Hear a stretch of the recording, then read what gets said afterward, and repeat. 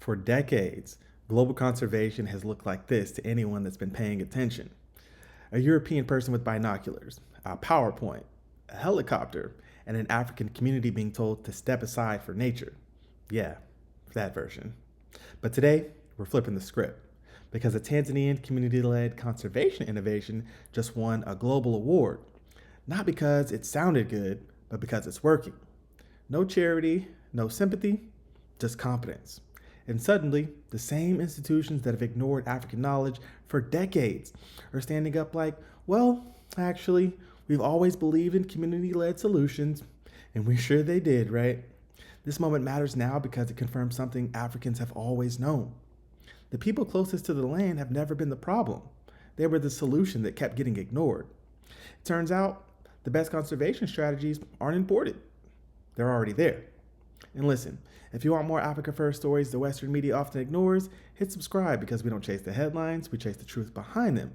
And at the end of this video, you'll understand why this Tanzanian community-led innovation conservation program is successful.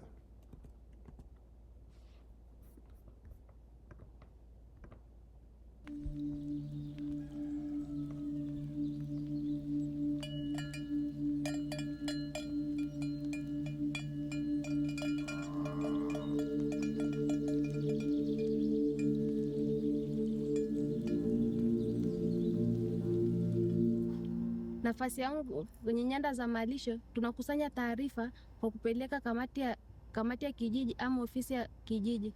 Na tunapofuatilia hizo nyanda za malisho, tunatumia rula, futikamba na simu. Yaani kwa mfano rula tunavyotumia, kuna alama zilizowekwa, ina alama 5. Katika hizo alama 5 unaangalia ni ipi iliyogusa uoto na ipi ambayo haijagusa uoto. Utaandika kupitia njia ya simu. Utavuta ile futikamba paka mita 100, yani usawa uwanja. Baada ya kuvuta paka mita 100, utakuwa unapiga hatua 5. Ukifika hatua 5, utalaza rula yako, utaanza kutafuta ipi ni uoto na ipi ni ardhi tupu. Utajaza. Hizo taarifa tunavyokusanya, tunapeleka kwenye kamati ya kijiji ama ofisi ya kijiji.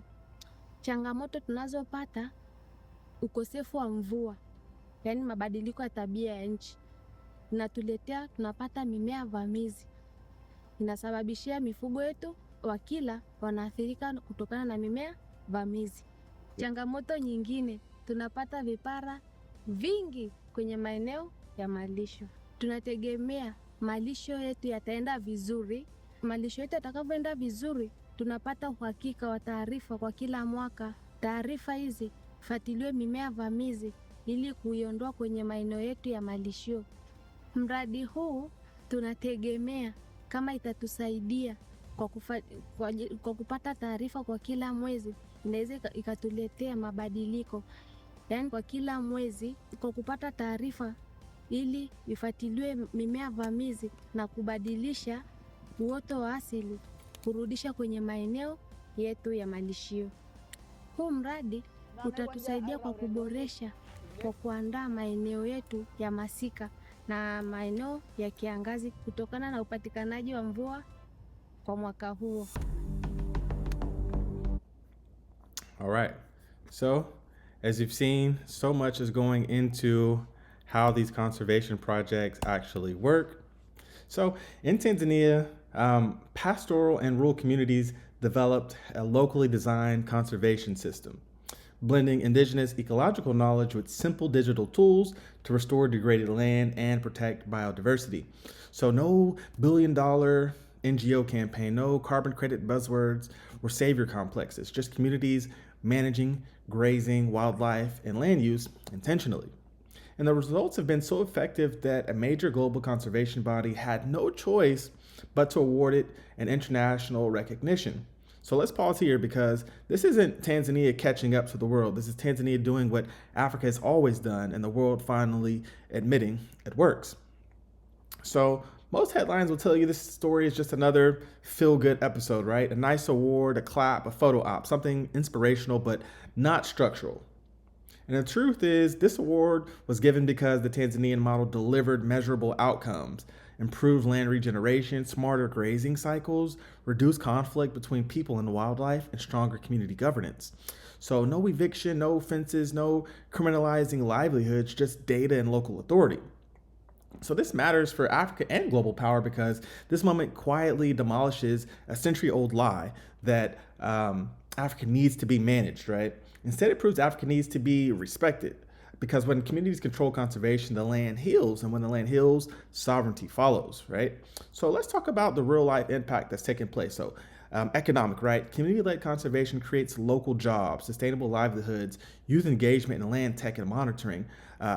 No dependency pipeline, just skill transfer, right? Additionally, it's cultural because this model validates indigenous African knowledge, not as folklore, but as strategy. So that's identity power.